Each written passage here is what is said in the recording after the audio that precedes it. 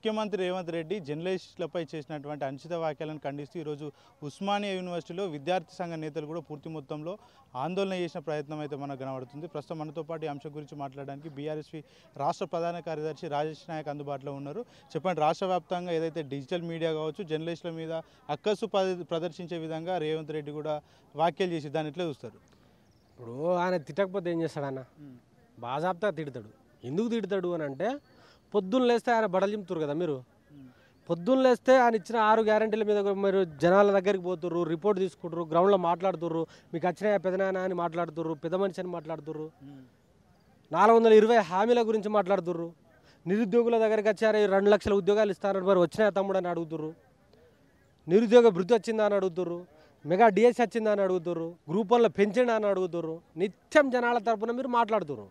మాట్లాడడం వల్ల రేవంత్ రెడ్డి అనేటోని మీద వ్యతిరేకత వస్తుంది కాబట్టి బాజాబ్తా తిడతాడు. వ్యతిరేకత వస్తుంది ఊళ్ళల్లో. ఆయనకు సంబంధించిన కాంగ్రెస్ నాయకులు తంతురు కాబట్టి 100% ఆయన తిట్టే ప్రయత్నం చేశాడు. కానీ ఇది హేయమైన చర్యగా మేము భావిస్తూ ఉన్నాము. ఎందుకు అనంటే ఇవాళ గద్దెనెక్కడానికి కారణమే ఈ యూట్యూబ్ అండ్ డిజిటల్ మీడియా. ఇవాళ రేవంత్ రెడ్డి కానీ రేవంత్ రెడ్డికి సంబంధించిన మంత్రులు కానీ ఇవాళ విలాసవంతమైన భవనాలలో విలాసవంతమైన కార్లో జలసాలు చేసుకుంటా ఇవాళ వాళ్ళకి ఇచ్చిన మంత్రి పనులు సరిగా చేయకుండా ఇవాళ ఘోరాది ఘోరంగా ఇవాళ తెలంగాణ రాష్ట్రాన్ని ఆగం పట్టిస్తున్నారు అని అంటే దానికి కారణం ఇవాళ రేవంత్ ఈ యూట్యూబర్లే కదా. మార్పు మార్పు మార్పు మార్పు అని చెప్పేసి మార్పు వస్తుంది అని చెప్పేసి మీరే ప్రచారం చేసారు. ఊళ్ళలోకి పోయి కాళ్ళు పట్టుకున్నారు యూట్యూబర్లు, కడుపుల తలకాయ పెట్టిళ్ళు, బతిమలాడిర్రు, ప్రతి ఇంటికి వాడ తిరిగిర్రు యూట్యూబర్స్ తిరిగిళ్ళు, డిజిటల్ మీడియా వాళ్ళు తిరిగి నిత్యం జనాలను జాగృతం చేసి కేసీఆర్ పోతే కాంగ్రెస్ వస్తుంది కావచ్చు, కాంగ్రెస్ వస్తే అందరు బతుకులు మారుతాయని చెప్పేసి మీరు జాగృతం చేసిర్రు. ఇవాళ గద్దెనెక్కిచ్చిన రేవంత్ రెడ్డి ఇవాళ ముడి మీద దాన్నే ప్రయత్నం చేస్తున్నాడు. అంటే గత బీఆర్ఎస్ ప్రభుత్వం మీడియాకు స్వేచ్ఛని ఇవ్వలేదు. మేము అధికారంలోకి వచ్చినాక ప్రతి ఒక్కరిని కూడా సచివాలయంకి రావడానికి కూడా వాళ్ళకు వెసులుబాటు కల్పిస్తున్నామంటూ కూడా రేవంత్ రెడ్డి గతంలో కూడా వ్యాఖ్యలు చేసిరు. నిజంగానే అలాంటి పరిస్థితులు నెలకొన్నాయి. ఎక్కడ బీఆర్ఎస్ పార్టీ ఎక్కడ ఎవరిని నిర్లక్ష్యం చేయలేదన్న. వాళ్ళని గిట్లాంటి మాటలు అన్నదా? స్వయాన అసెంబ్లీ సాక్షిగానే బట్టలు వేసి కొడతా అన్నాడు ఆయన. అదేవిధంగా మొన్న యూట్యూబర్లు చెంప చెల్లని కొట్ట అన్నాడు. అంటే వీళ్ళు మీకు ఒకటి చెప్తా. నార్త్ నుంచి ఒక ఆమె వచ్చింది లేడీ, ఈమె జర్నలిస్ట్ బ్రదర్, ఈమె పేరు రాణా అయూబీ. రేవంత్ రెడ్డికి ఎదురుగా కూర్చున్నది, కాలు మీద కాలు వేసుకొని కూర్చున్నది. ఆమె కాలు మీద కాలు వేసుకొని బాజాబ్తగా నేను ధీర వనితని లెక్క కూర్చొని మాట్లాడితే మరి ఈయన ఏం చేసిండు? అంటే పక్క రాష్ట్ర పోలేమో ఈయన ముద్దు, తెలంగాణ రాష్ట్రంలో పుట్టినోళ్ళు, తెలంగాణ గాలి పిలిచిన వాళ్ళు, తెలంగాణలో ఉన్నట్టు బువ్వదిని ఇక్కడ ఈ తెలంగాణ రాష్ట్రం కోసం పనిచేస్తున్న మీలాంటి డిజిటల్ మీడియా యూట్యూబర్లేమో దౌర్భాగ్య పరిస్థితికి వచ్చింది. ఆయనకు ఏం తప్పు చేసిల్లు మీరు? కాళ్ళ మీద కాళ్ళు వేసుకుంటే చెంప చెల్లని పడగొడతా అని చెప్పి మాట్లాడతాడు ఈయన. ఆమెను ఏం సందేశం ఇచ్చినావు?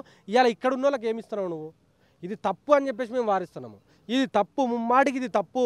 రానున్న 24 గంటల్లో రేవంత్ రెడ్డి అనేటోడు యూట్యూబర్లకు కానీ ఈ డిజిటల్ మీడియా వాళ్ళకు క్షమాపణ చెప్పాలి. ఆయన చెంపలు కొట్టుకొని క్షమాపణ చెప్పాలి. లేని పక్షంలో మాత్రం తీవ్రమైన పరిణామాలు ఉంటాయి తెలంగాణలో. ప్రభుత్వం చేస్తున్నటువంటి అరాచకాలను ప్రజలకు చూపెట్టే ప్రయత్నంలో భాగంగా చాలామంది జర్నలిస్టుల మీద కేసులు అవుతున్నాయి. అదేవిధంగా జైలుకు కూడా పంపిస్తున్నారు రేవంత్ రెడ్డి.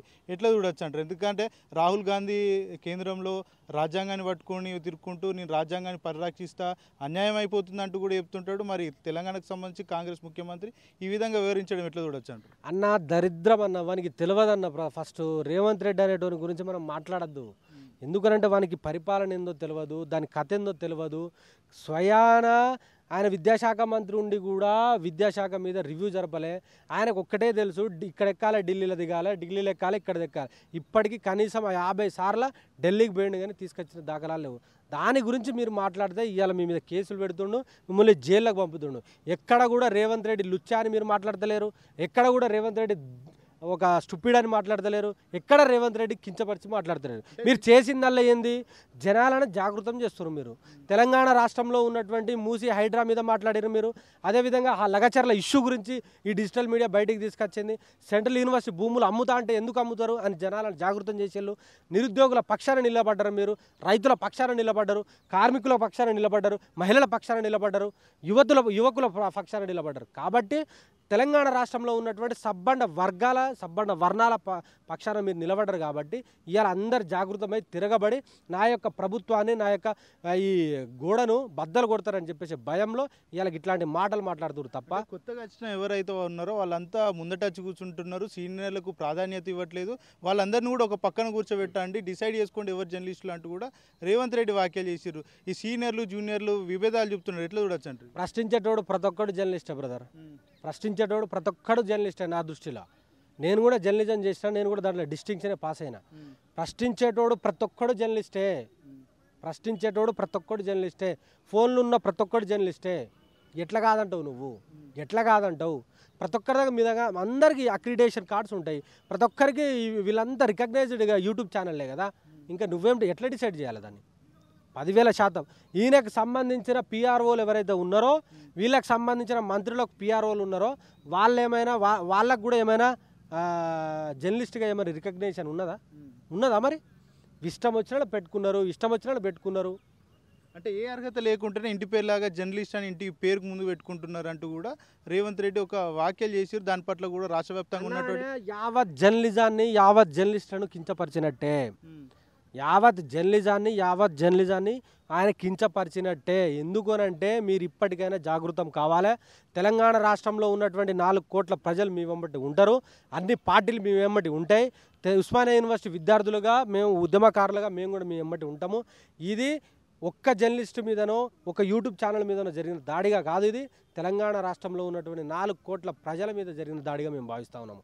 ఇది తప్పు, ఇది క్షమించరాని నేరము. తెలంగాణలోనే కాదు, భారతదేశంలో ఉన్నటువంటి స్కామ్లను బయటపెట్టింది ఇవాళ యూట్యూబర్స్, అదేవిధంగా ఇప్పుడు ఉన్నటువంటి వాళ్ళు. ఇవాళ వీళ్ళకి సంబంధించిన రాహుల్ గాంధీ ఏమో అక్కడ ఉన్నటువంటి ధ్రువరాజ్నేమో సమర్థిస్తాడు, ఇక్కడ ఈయననేమో ధ్రువరాజ్ అనేటోడు కూడా యూట్యూబరే కదా, ఆయననేమో సమర్థిస్తాడు, ఇక్కడ ఉన్న వాళ్ళనేమో ఈడు తిడతాడు. వాడేమో రాజ్యాంగం పట్టుకొని దేశమంతా తిరుగుతాడు, రక్షిస్తా అని. ఈయన రాజ్యాంగాన్ని కూని చేసి ఇలా భక్షించే ప్రయత్నం చేస్తాడు. ఏంది ఎక్కడ పోతుంది తెలంగాణ? లేకుండా జర్నలిస్టులు అని చెలామణి అవుతున్నారంటూ రేవంత్ రెడ్డి వ్యాఖ్యలకు ధీటుగా అర్హత మీకే లేదు, మీరు ముఖ్యమంత్రి ఎట్లయ్యారు, మీరు పొలిటికల్ సైన్స్ చదివిరు అంటూ కూడా మేధావులు ప్రశ్నిస్తున్నారు. ఏం చెప్తారు ఈ విషయంలో? ఇప్పుడు ఆయన ఏం చదివిండో ఆయనకే తెలవాలన్న. చదవనోడు విద్యాశాఖ మంత్రి ఉన్నాడు, ఏం చదవనోడు విద్యాశాఖ మంత్రి ఉన్నాడు, హోం మంత్రి ఉన్నాడు, పురపాలక శాఖ మంత్రి ఉన్నాడు, ఇంకేదేదో శాఖలకు ఉన్నాడు. ఆయన యావత్ మన తెలంగాణ రాష్ట్రానికి ముఖ్యమంత్రి అయ్యిండు. మరి అని ఏం చదివిండో ఏమో మీరే అడగాలి, మీరే అడగండి ఆయనను. అంటే సీనియర్లకు కూడా ప్రాధాన్యత ఇవ్వట్లేదు జర్నలిస్టులు అంతా కూడా అంటూ కూడా వ్యాఖ్యలు చేశారు. మరి మీరు సీనియర్లకు ప్రాధాన్యత ఇవ్వకుండా మీరు సీఎం ఎట్లా? ఎక్కడ కూడా సీఎం రేవంత్ రెడ్డి గారు, అదేవిధంగా కాంగ్రెస్ పార్టీకి సంబంధించిన నాయకులు, మంత్రులు ఎక్కడైనా ప్రెస్ మీట్ పెడితే యూట్యూబ్లను కానీ నేను డిజిటల్ మీడియా వాళ్ళని చూడలే అన్న. గ్రౌండ్లోనే తిరుగుతారు, మీరు బండ్లు వేసుకుంటారు, దాంట్లో పెట్రోల్ ఉన్నా లేకపోయినా నడుచుకుంటానన్న ఊళ్ళల్లోకి పోయి తిరిగి చేస్తారు తప్ప ఎక్కడో ఎవరికో మెహర్బానీ కోసమో లేకపోతే ఎవరి దగ్గరకో పోయి మీరు ఏదో మార్కులు కొట్టాలని ఏడ పనిచేసిన దాఖలాలేవు. కావాల్సుకొని ఇవాళ బట్ట కాల్చి మీదేస్తుండు రేవంత్ రెడ్డి, కావాల్సుకొని బట్ట కాల్చి మీదేస్తుండు. అప్పుడు ఆయన అపోజిషన్లో ఉన్నప్పుడు ఇదే యూట్యూబ్ ఛానల్ వాళ్ళని పిలిచి బంతి భోజనం పెట్టి అందరికీ కూర్చోబెట్టి మాట్లాడినోడు ఇవాళ రేవంత్ రెడ్డి అనేటోడు ఇవాళ విషం కక్కుతా ఉన్నాడు. అని అంటే అర్థమైంది, ఆయనకు సంబంధించిన బట్టలంతా చింపుతురు కదా మీరు, అందుకే తిడుతుండు కావచ్చు. ఇవాళ మొత్తం బట్ట బయలు చేసి బయట జనాలకి వివరించే ప్రయత్నం చేస్తారు కదా, అందుకే చేస్తుండ అంతే. అంటే నిండు అసెంబ్లీ సాక్షిగా కూడా అనేక సార్లు జర్నలిస్టులను పట్టుకొని బట్టలు ఇప్పి కొడతా అంటూ కూడా వ్యాఖ్యలు చేశారు కదా. దీని పట్ల కాంగ్రెస్ పార్టీ నేతలు ప్రెస్ మీట్లకు అందరినీ ఆహ్వానిస్తుంటారు, కానీ ఇక్కడ కూడా ముఖ్యమంత్రి రేవంత్ రెడ్డికి సంబంధించిన వ్యాఖ్యలను ఖండిస్తలేరు. ఓన్లీ ఏదైతే రాజగోపాల్ రెడ్డి మినహాయింపు ఎవరు కూడా ఇప్పటి వరకు కూడా దీని పట్ల స్పందించిన దాఖలు లేవు. అన్న ఎవరైనా మాట్లాడితే వాని పదవి పోతుందనో లేకపోతే వచ్చే పదవి ఆగుతుందనో మాట్లాడతలేరు వాళ్ళు తప్ప, రేపటి రోజున గద్దెనెక్కిన ఈ కాంగ్రెస్ని దించాల్సిన బాధ్యత మీ మీద ఉన్నది. మీరు ముందుకు బాండి, మీ వెనక మేము ఉంటాము. మీ మీద ఎటువంటి దాడి జరిగినా, మీరు చీమ కుట్టినా కూడా మా విద్యార్థులు ఒక మీ ఎమ్మటే ఉంటుంది, అదేవిధంగా బీఆర్ఎస్ పార్టీ కూడా ఉంటుందని చెప్పేసి మేము హామీ ఇస్తా ఉన్నాం.